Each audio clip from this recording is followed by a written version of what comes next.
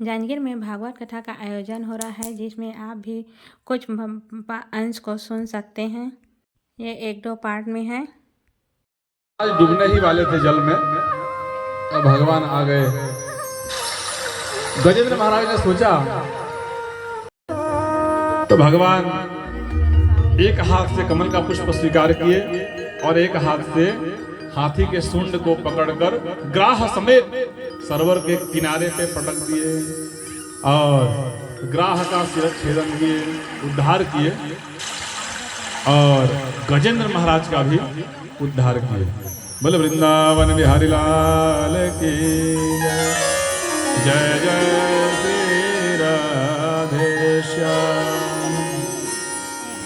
ये जो ग्राह था, ये पूर्व जन्म में ये हुहु नाम का गंधर्व था। एक बार देवल ऋषि गए स्नान करने के लिए प्रातः काल की बेला, और स्नान करके संध्या वंदन कर रहे थे जल में। संध्या वंदन ध्यान कर रहे थे भगवान का। और उसी समय ये हुहु नाम का जो गंधर्व था, देखिए इनका नाम, एक गंधर्वों का जो काम होता है वो हंसना हंसाना, इसीलिए उनका नाम ही ऐसा होता है, हुहु हा हा। तो ये हुहु नाम के गंधर्व थे।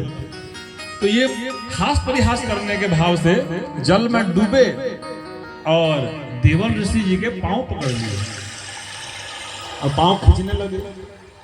देवल ऋषि घबराए, पता नहीं क्या पांव, किसने पांव पकड़ लिया।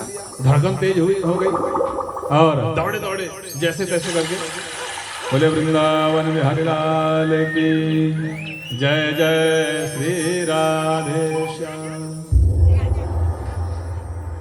गंधर्व जब पैर पकड़ लिए देवल ऋषि जी का, संध्या वंदन कर रहे थे, भगवान का ध्यान कर रहे थे, स्मरण कर रहे थे, घबरा गए, धड़कन तेज हुई और जैसे तैसे करके भागते हुए जल के बाहर आए। उसी समय ये हुहु नाम का गंधर्व बाहर निकला और हंसने लगा। महाराज जी डरा दिया ना आपको, डरा दिया ना, डरा दिया ना, मैं तो हास परिहास कर रहा था, मजाक कर रहा था। देवल ऋषि कुपित हुए, मूर्ख कहीं का, तुझे हास परिहास सूझ रहा है? मेरी धड़कन तेज हो गई है, मेरी जान निकली जा रही है और तुझे हास परिहास सूझ रहा है? तुझे इतना ही जल के अंदर पांव पकड़ने का शौक है ना, तो तेरी ये इच्छा भी पूरी किए देते हैं। जा, तू जल में रहने वाला ग्राह बन जा। साप दे दिए। अब हुहु नाम का जो गंधर्व था, पांव पकड़ लिया। महाराज आप क्षमा कर दीजिए, हमसे जाने अनजाने में गलती हो गई, क्षमा कर दीजिए। तो देवल ऋषि बोले, भाई अपना श्राप मैं तो वापस नहीं ले सकता, जो निकल गया है वो तो होके रहेगा, लेकिन आशीर्वाद देता हूँ तुम इसी तरह से पांव पकड़ते रहना, एक दिन भगवान के हाथों तुम्हारा उद्धार हो जाएगा। और आज उसी ऋषि शाप के कारण साक्षात भगवान के हाथों ग्राह का उद्धार हुआ। तो समझ लीजिए जो शाप था वो शाप ही वरदान बन गया। ऋषियों का, महर्षियों का, संतों का, साधुओं का श्राप भी वरदान बन जाता है। तो आज भगवान के हाथों इनका उद्धार हुआ। और जो हाथी थे वो राजा इंद्रद्युम्न थे अपने पूर्व जन्म में। एक बार इंद्रद्युम्न राजा के यहाँ अगस्त ऋषि अपने खूब चेला चपाटियों के साथ आए, जा रहे थे भ्रमण करने के लिए, और इच्छा हुई कि राजा इंद्रद्युम्न के यहाँ मिलके चलें। तो गए। राजा इंद्रद्युम्न बैठे हुए थे अपने गद्दी में, सिंहासन में, और न उठना, न स्वागत सम्मान करना, न सत्कार करना, न दिया। जब दैत्यों को पता चला कि ये तो छलिया है, ये कोई देवी या कोई कुमारी नहीं है, ये तो छलिया है, ये तो देवा है,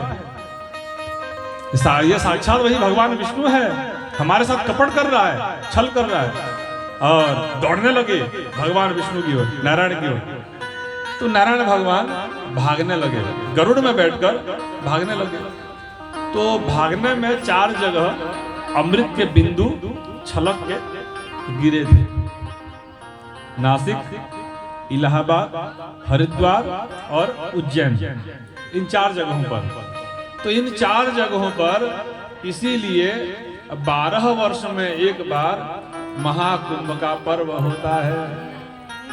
महाकुंभ का पर्व तो 4 जगह गिरा, तो चारों जगहों में 12-12 वर्ष में एक बार, तो इसीलिए 3-3 वर्ष में एक बार ये क्रम आ जाता है महाकुंभ का। चारों धाम में, कभी इलाहाबाद में, कभी उज्जैन, कभी नासिक, कभी हरिद्वार, और अभी आने वाला समय भी महाकुंभ का स्नान है। नहीं, वही आपका जनवरी फरवरी आसपास महाकुंभ का पर्व। इतना भीड़ होता है महाकुंभ का पर्व। दुनिया में सबसे बड़ा मेला यदि कोई है तो महाकुंभ का मेला है। लाखों नहीं, वहां करोड़ों में आते हैं। जरूर एक बार जाने का प्रयास कीजिएगा। इस बार है इलाहाबाद में, नहीं, इस बार महाकुंभ का पर्व इलाहाबाद में। तो जो नहीं गए हैं एक बार प्रयास कीजिएगा महाकुंभ का पर्व दर्शन करने का, लेकिन सावधानी से। यज्ञ में आहुति छोड़ रहे थे, स्वाहा स्वाहा भगत भर दे रे जोड़ी, तेरा होगा बड़ा एहसान कि युग युग तेरी रहेगी साथ। भगत भर दे रे जोड़ी, भगत भर दे रे जोड़ी, तेरे द्वार खड़ा भगवान, भगत भर दे रे जोड़ी, भगत भर दे। इनके नन्हे नन्हे हाथ, इनके लाओ अभी साफ किए देते हैं। एक कुशा निकाले अपने आसन से, और कुशा से जैसे उस छिद्र में टप से मारे तो शुक्राचार्य का एक आंख जो है काना हो गया। अब शुक्राचार्य जी घबराए, निकले, हे भगवान, लेना किसी को देना किसी को, खामखा बीच में पड़ा, एक आंख और गंवाया। नहीं, इसीलिए कहावत है, कोई दान पुण्य कर रहा है उसे मना नहीं करना चाहिए, नहीं तो शुक्राचार्य की तरह गति होगी, है कि नहीं। दान पुण्य में कभी मना नहीं करना चाहिए। जो आए मन में और दे दिया, आपकी इच्छा है दो, अन्यथा मत दो, लेकिन देने वाले को मना न करो। तो शुक्राचार्य को आज एक आंख गंवाना पड़ा। अब संकल्प किए, 3 पग भूमि का वामन भगवान अपने स्वरूप का विस्तार किया। एक पग में विराट स्वरूप बना लिए भगवान का, एक पग में ऊपर के 7 लोगों को नाप लिए। जो भू भुवः स्वः जनः महः तपः, 7 लोक पर्यंत 7 लोगों को एक पग में नाप लिए। जब ब्रह्मांड तक पैर पहुंच गया भगवान का, तो अंगूठा के द्वारा ब्रह्मांड में छिद्र हो गया और जल प्रवाहित होने लगा, और वह जल पादार विंद प्रक्षालित करते हुए नीचे गिरा। अरे ब्रह्मा जी दौड़े, अरे ये मेरे प्रभु के पादार विंद के जल हैं, ये कोई साधारण जल नहीं है। आए और कमंडल में लिए, और वही आगे चल के गंगा मैया बनी। इसीलिए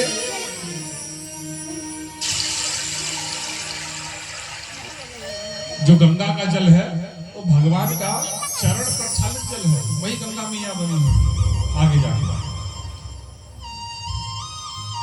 एक पग में नीचे के 7 लोगों को नाप लिए वामन भगवान। अतल वितल सुतल रसातल तलातल पाताल पर्यंत 7 लोगों को एक पग से नाप लिए। तो 14 लोगों को 2 पग में नाप लिए।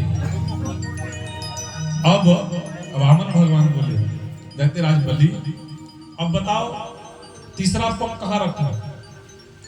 तो दैत्यराज बलि ने कहा, हे प्रभु, आपने अब तक मेरे धन को नापा है 2 पग में। एक बार बताइए प्रभु, पूछो धन बड़ा या धनवान। तो बोले धनवान बड़ा। भाई धनवान ही ना हो तो धन कहां से आवे। नहीं भाई, धनवान है तब तो धन है।